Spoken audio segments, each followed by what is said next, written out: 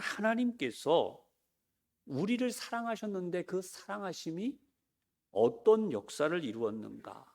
바로 예수님을 통하여서 하나님의 나라에 들어갈 수 있는 놀라운 복을 주신 것입니다. 그래서 저와 여러분이 하나님의 나라에 들어갈 수 있는 길이 활짝 열렸어요. 이것을 예수님께서는 이 포도원의 비유를 통해서 하나님이 우리를 어떻게 하나님의 나라로 부르고 계시는가, 하나님의 부르심에 대한 말씀을 담아 놓았어요. 근데 오늘 우리가 이 말씀을 보면 이 포도원 주인은 정말 특이해요. 이 포도원 주인이 하는 이 행동들을 우리가 한번 생각해 보면 하나님이 우리에게 주시려는 사랑이 무엇인지를 알게 되는 거죠. 포도원 주인이 인력 시장에 나갔어요. 그래서 이 포도원에서 일할 품꾼을, 인부들을 사기 위해서 나갔습니다. 그리고 거기에서 한 데나리온을 주겠다 하는 약속을 하고 인부들을 사서 이제 포도원에 들여보냅니다. 유대인들이 가지고 있는 그들의 생활 방식에 의하면 아침 6시, 우리로 말하면 6시죠. 이제 그들의 시간 다른 시간이지만 아침 6시 정도에 이들을 채용한다고 해요. 근데 성경에 보니까 어떤 내용이 또 나오느냐? 제3시에 나가서 사람들을 고용해서 포도원에 들여보냈다는 것입니다. 우리 시간표에서 이 시계 바늘을 거쳐서 반대로 보면 우리나라 시간이 환산이 되어집니다. 그러니까 제3시에 시간표를 이렇게 시계를 보면서 시계 바늘로 이렇게 가로질러서 보면 오전 9시가 되죠. 그러니까 제3시는 우리 시간으로 오전 9시예요. 근데 그때 나가서 사람들을 고용해서 포도원에 들여보내요. 근데 이 정도까지 되면 좀 이 정도는 이해가 돼요. 왜냐하면 이른 아침에 일할 사람들 모자라서 이제 좀 더 보충하기 위해서 오전 9시에 사람들 고용해서 들여보냈나 보다 이렇게 생각할 수 있습니다. 그런데 우리가 이 말씀을 보면 다시 제6시에 나가서 사람들을 또 고용해서 포도원으로 들여보냅니다. 이때의 시간은 정오, 우리로 말하면 낮 시간이에요. 이때 사람들을 들여보낸다고 하는 것은 이윤적인 측면에서 맞지가 않는 얘기죠. 이때 사람을 들여보내서 어떻게 하자는. 근데 점점 더 합니다. 어떻게 하는가? 제9시, 우리로 말하면 오후 3시예요. 오후 3시에 또 나가서 사람들을 사서 고용해서 포도원에 또 들여보냅니다. 그리고 도저히 이해가 안 되는 일, 제11시예요. 우리로 말하면 오후 5시입니다. 6시까지 일을 하는데 이제 1시간밖에 일할 시간이 없는데 이 사람들을 사서 포도원에 들여보내는 거예요. 왜 여기 하루 종일 놀고 있느냐라고 그러니까 품꾼으로 써주는 사람이 없다는 거예요. 그런데 그런 사람들을 또 사서 포도원에 들여보내주는 거예요. 그리고 품삯을 계산하는 시간이 왔습니다. 주인은 일찍 포도원에 들어간 사람부터 계산하던 이 방법을 그렇게 쓰지 않고 제일 나중에 포도원에 들어간 사람들부터 임금을 계산해 주기 시작합니다. 그들에게 하루치 품삯 한 데나리온을 줍니다. 겨우 1시간 일했는데 하루치 품삯을 다 준 거예요. 이들이 이것을 받아들고 얼마나 감격했는지 몰라요. 환호성을 질렀을 것입니다. 하루치 품삯을 다 주는 주인이 얼마나 이런 놀라운 주인이다. 품삯을 다 받았다고 이제 난리를 했을 수 있습니다. 이 소리를 듣고 나니까 아침에 일찍이 들어갔던 사람들이 은근히 기대가 되는 거죠. 주인 참 대단한 사람이네. 1시간 일한 사람에게 하루치 품삯을 다 줬어. 그렇다면 우리한테는 얼마나 많이 줄까? 기대를 했다는 거죠. 그런데 이게 웬일입니까? 아침부터 들어가서 일했던 사람들에게도 똑같이 한 데나리온을 준 것입니다. 그래서 이들이 한 말은 다른 게 아니에요. 하루 종일 이 땡볕에서 고생고생한 그들을 어떻게 나중 온 사람들과 똑같이 한 데나리온을 줄 수가 있겠는가? 그래서 그 불평하는 것에 대해서 주인이 말합니다. 너는 나와 한 데나리온의 약속을 했다. 그래서 내가 그것을 준 것인데, 내가 나중 온 사람들에게 한 데나리온을 준 것은 내 뜻이다.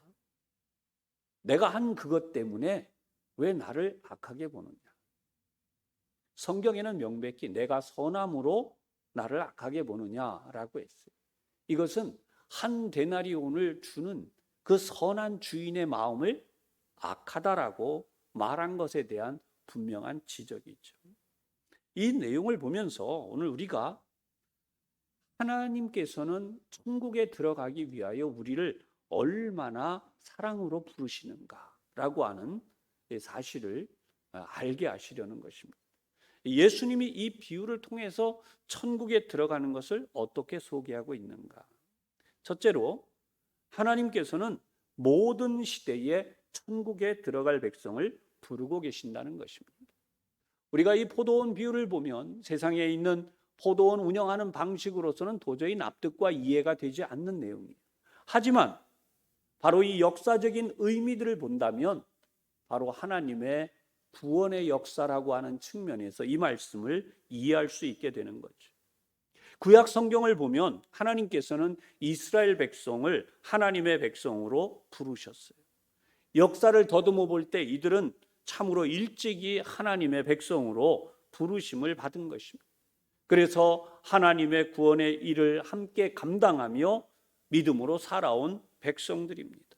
일찍부터 포도원 일꾼으로 시작한 것처럼 그 조상들 때로부터 하나님의 부르심을 받은 하나님의 백성으로 섬기며 살아왔던 것입니다. 그런가 하면 신약 시대에는 유대인들이 아닌 이방인들이 예수님을 믿고 하나님의 백성이 되는 복을 받았습니다. 역사적으로 이들을 생각해 본다면 이스라엘 백성들이 일찍이 하나님을 섬기며 율법을 지키며 신앙의 삶을 살아온 그러한 시간들에 비한다면 더 훨씬 후대에 예수를 믿고 하나님의 백성이 된 것입니다. 시간대별로 아침 일찍 일하러 포도원에 들어간 이들보다는 더 늦게 들어간 이들이라 할 수 있습니다. 이제 이 시간이 더 흘러옵니다. 중세 시대가 되었어요. 한낮에 많은 이들이 포도원에 들어간 것처럼 더 늦은 시간에 구원을 받아서 하나님의 나라에 들어가는 이들이 있었다는 것입니다. 그리고 이제 우리가 사는 시대로 넘어온다고 생각할 수 있습니다. 종말의 시대, 저와 여러분이 이렇게 마치 오후 늦게 5시나 되어서 포도원에 일꾼으로 부름받아 들어간 것처럼 늦은 시간에 그런 시대에 믿어도 천국에 들어갈 수 있도록 하나님께서는 우리를 불러주신 것이죠. 근데 여기에 또 하나의 의미도 있습니다. 여러분, 집안이 대대로 예수를 믿은 이들이 있습니다. 일찍이 예수님을 믿게 되어서 지금도 제가 지난번에 한번 보니까 저 남쪽 지방의 오래된 기독교 집안에는 7대째 예수님을 믿는 집안이 있어요. 태어나면서부터. 그래서 지금 또 모태신앙을 가졌다 그러면 부러워하는 분들도 있습니다. 이들은 일찍이 포도원에 들어간, 고용되어서 포도원에 들어간 이들과도 같죠. 그런가 하면 이런 대를 이은 신앙이나 모태신앙은 아닙니다. 그러나 스스로 일찍이 예수님을 믿고 신앙생활을 해온 이들이 있습니다.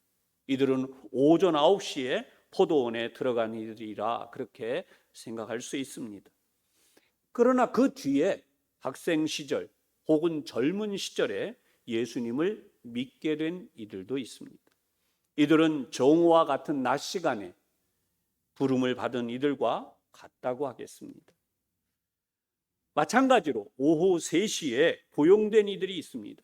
인생의 후반부에 부름을 받아 예수님을 믿게 된 이들이다 할 수 있습니다. 그런 분들이 상당히 많이 있죠.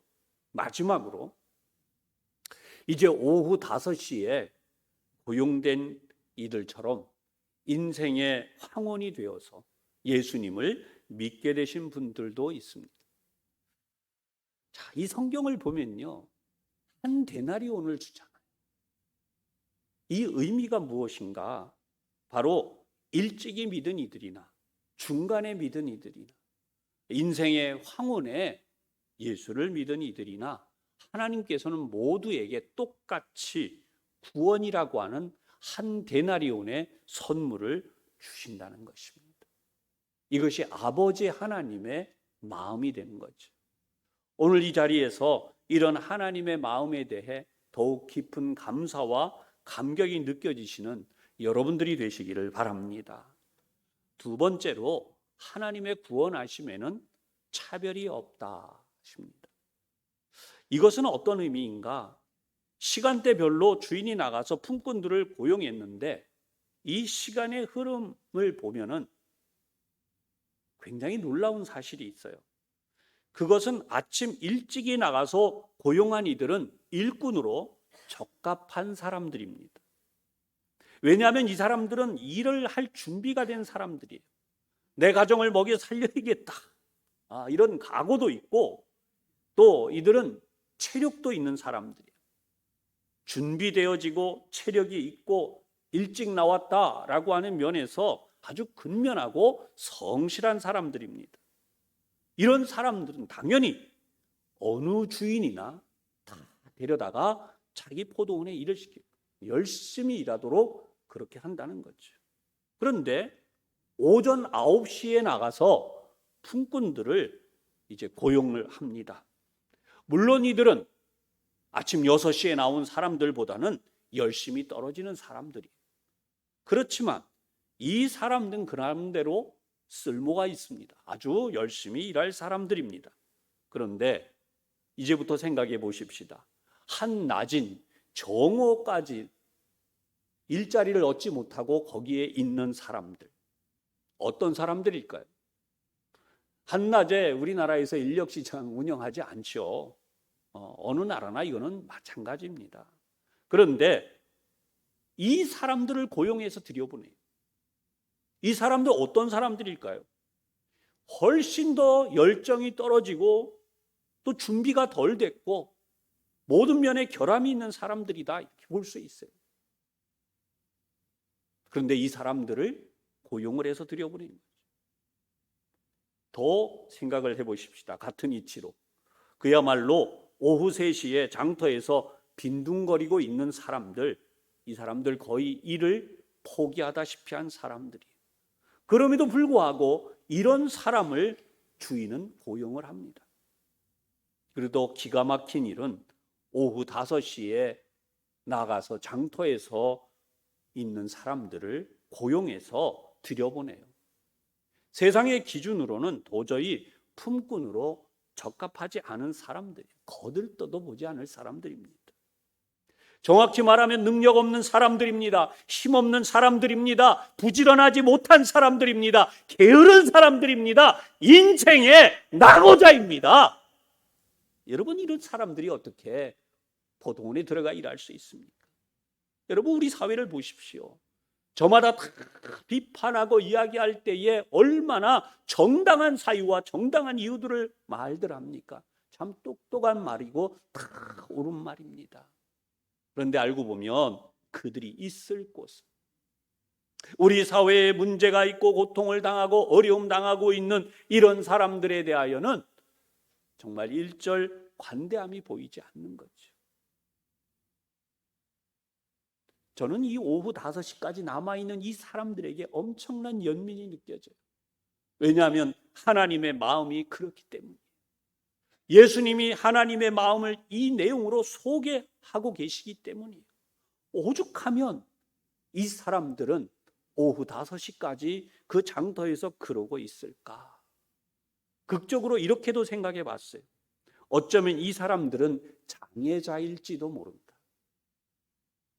하루 종일 놀고 있어도 그 어떤 포도원 주인도 거들떠보지 않았기 때문에 전혀 쓸모가 없는 자들이, 이들을 향해서 포도원 주인이 말합니다. 안타깝게 6절의 말씀 다시 보십시다. 제11시에도 나가보니 서 있는 사람들이 또 있는지라. 이르되 너희는 어찌하여 종일토록 놀고 여기 서 있느냐. 종일토록 어째서 이러고 있냐.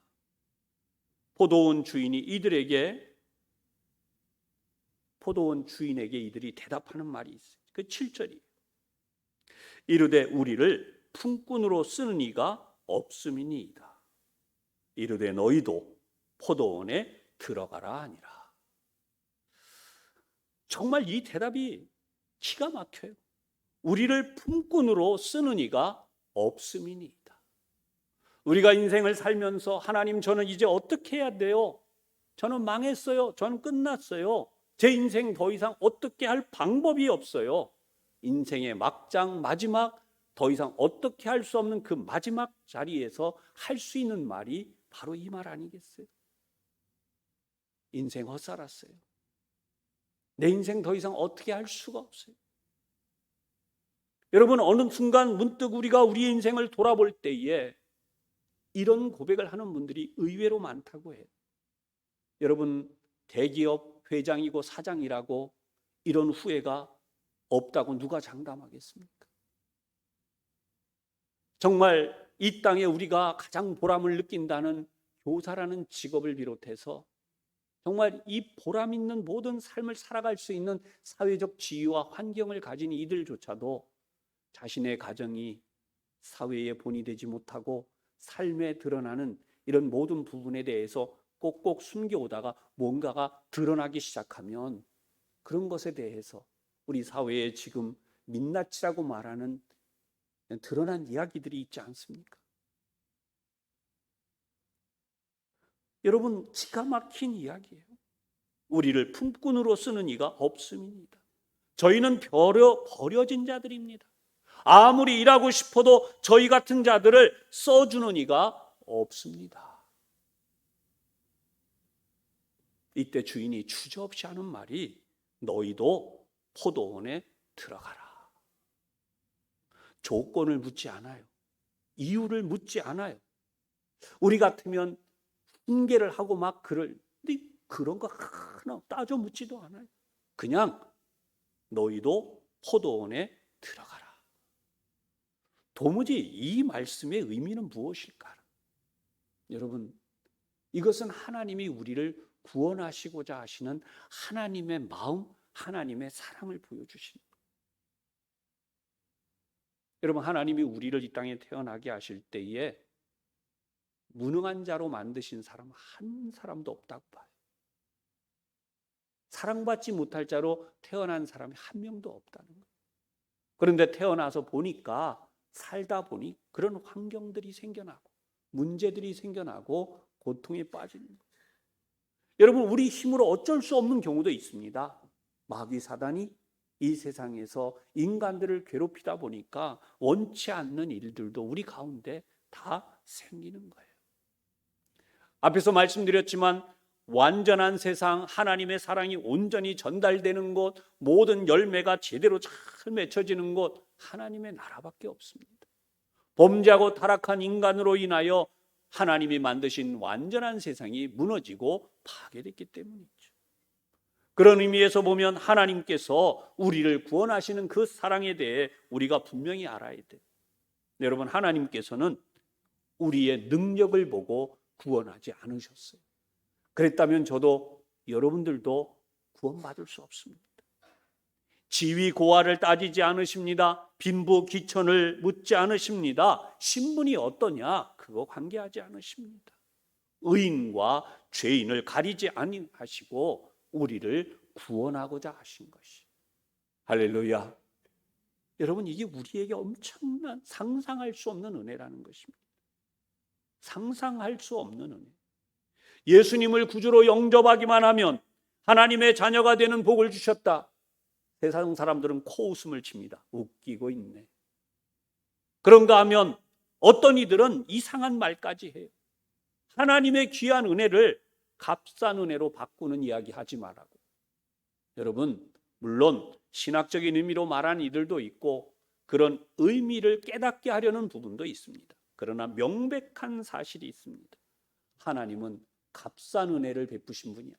가장 값비싼 것을 가장 값없이 우리에게 주신 것이에요.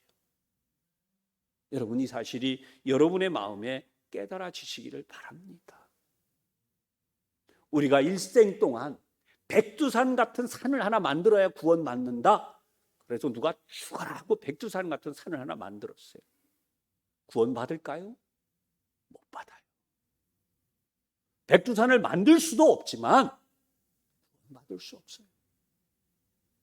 그래서 하나님이 이 시대에 차별하지 아니하시고 모든 사람들에게 너무나 놀라운 사랑, 예수님을 구주로 영접하기만 하면 구원받는 이 길을 열어주신 것이.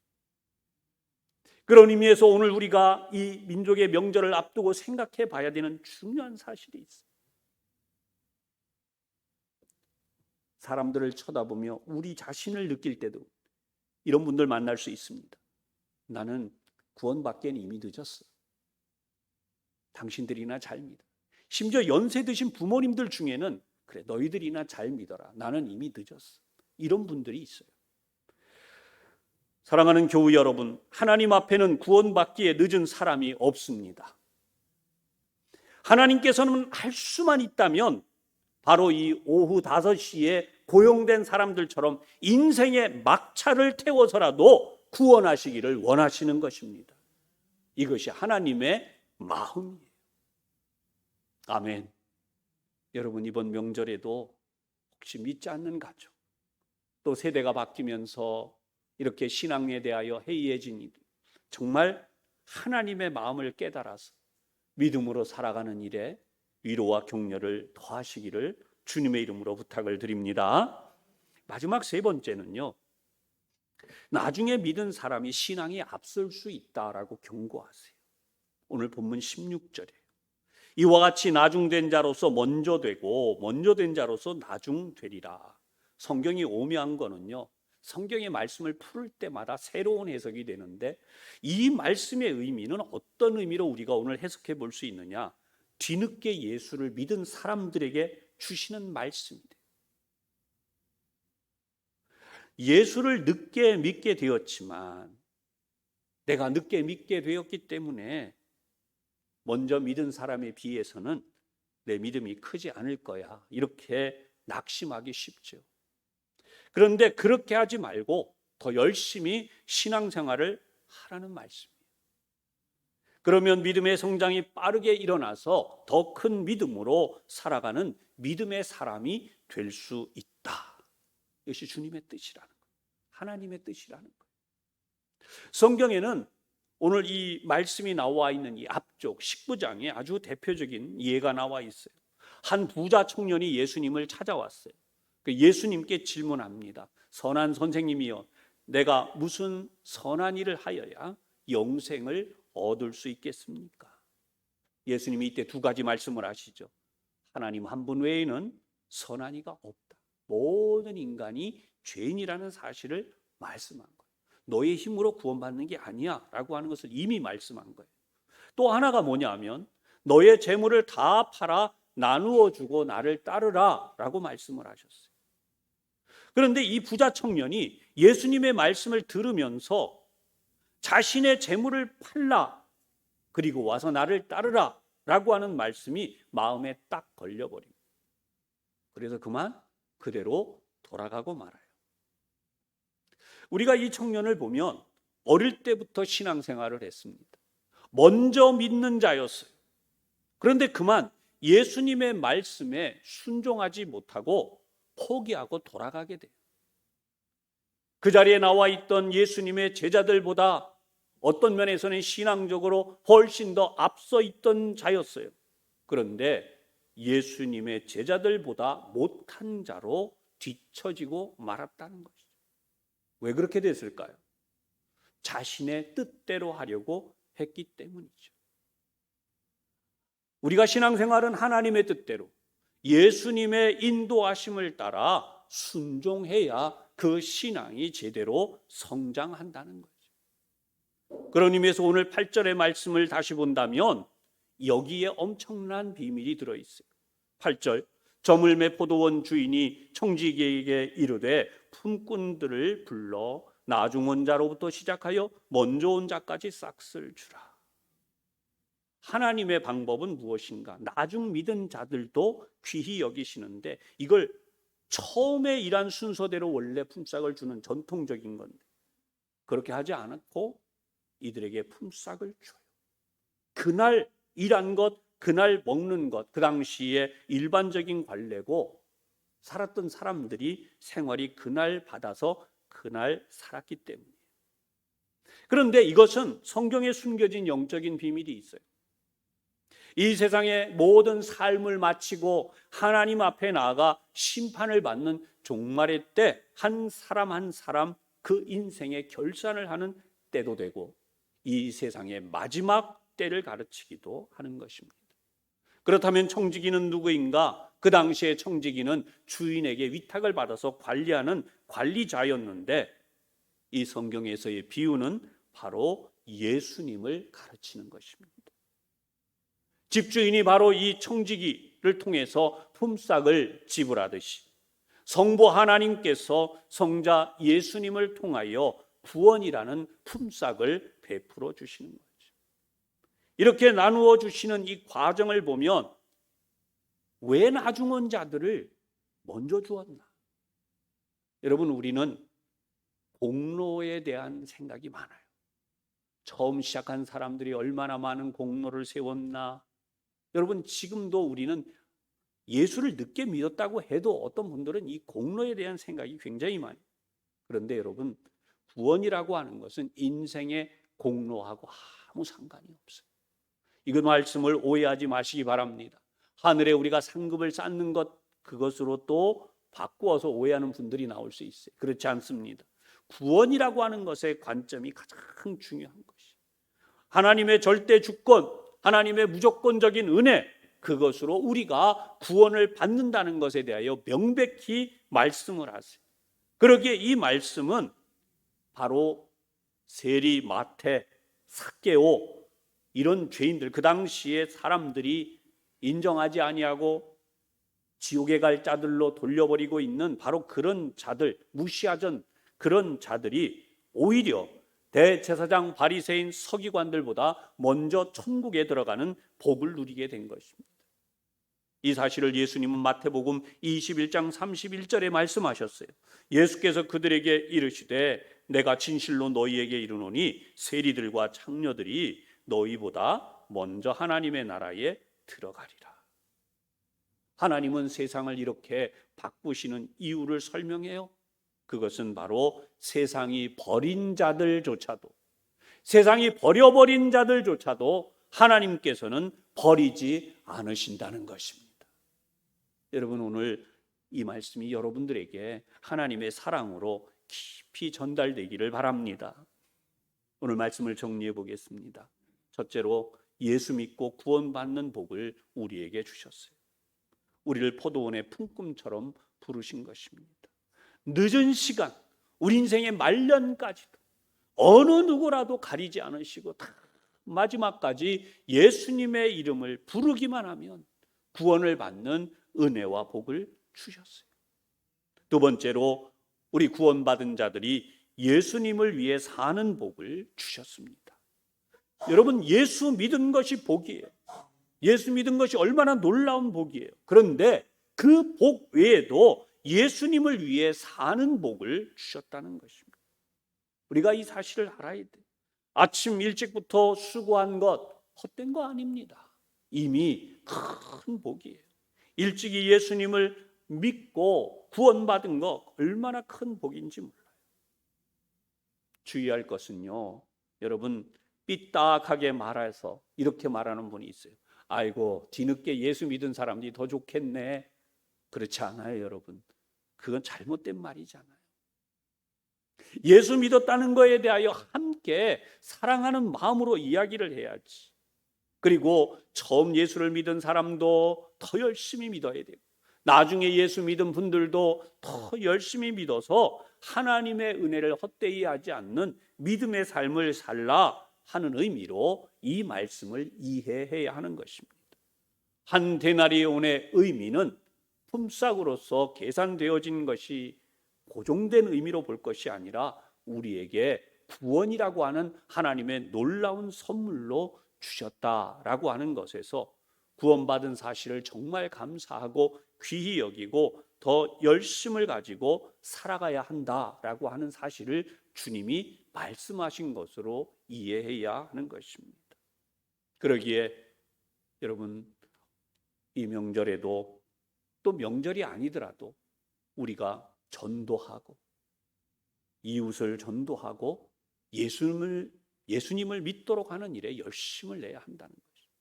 세상이 어떠하든지 어떠한 환경이 되었든지 어떠한 문제와 어려운 속에 있든지 우리는 예수님의 손을 꼭 잡고 끝까지 믿음의 길을 달려가야 돼요.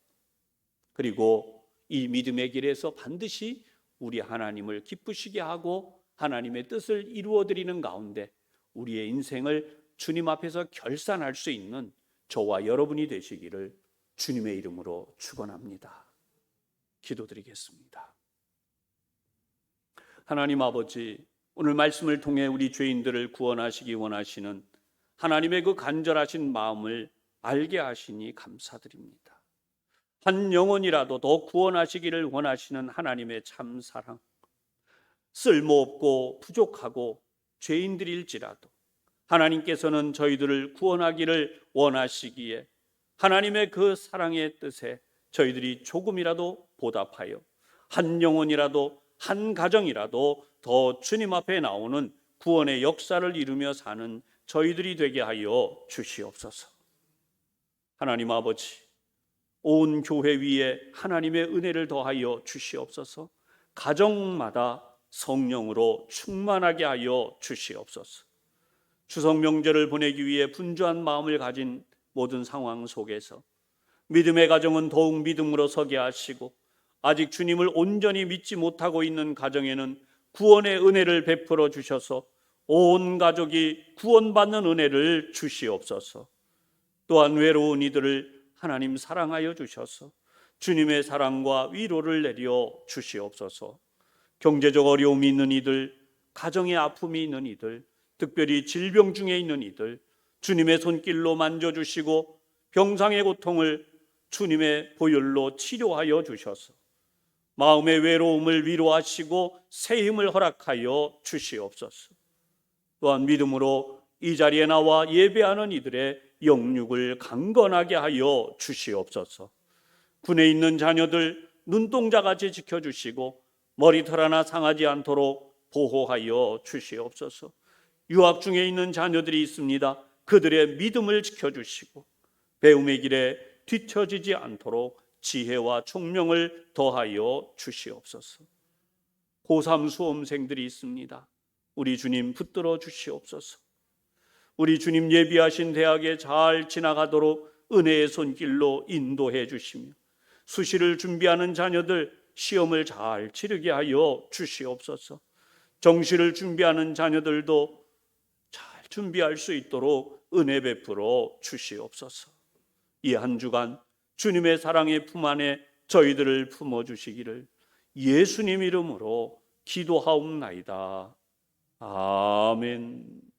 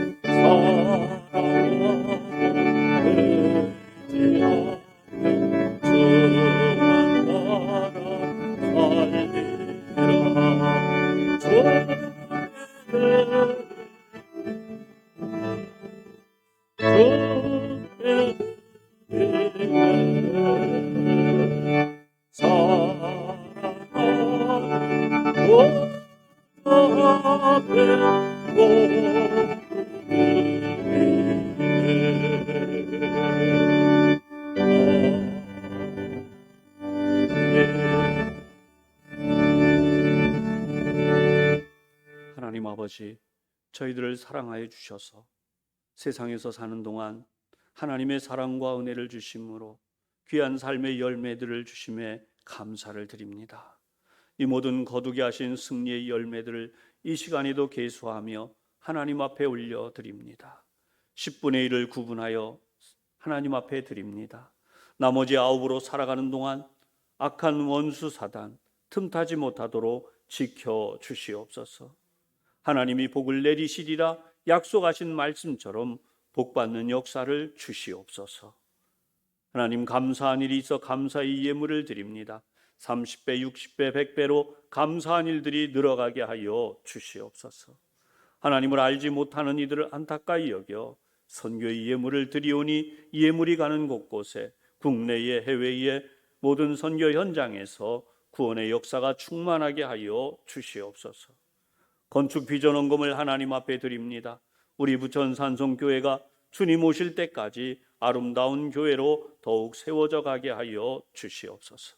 그 외에도 목적을 따라 드리며 우리 자신을 하나님 앞에 드립니다. 우리 하나님, 저희들을 받아주시고 하나님의 것 삼으시며 머리털 하나 상치 않도록 지키시고 보호해 주시옵소서.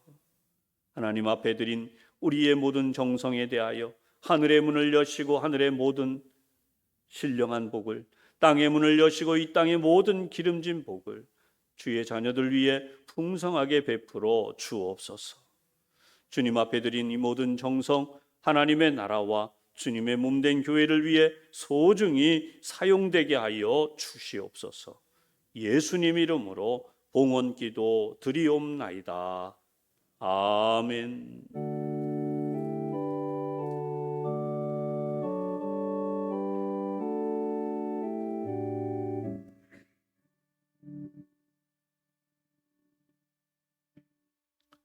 우리 양쪽에 앞에 있는 분들을 축복하겠습니다. 이렇게 축복합니다. 하나님의 마음으로 살아갑시다. 네, 다 같이 일어나서 찬양 드립니다. 가사를 생각하며 찬송 드리겠습니다.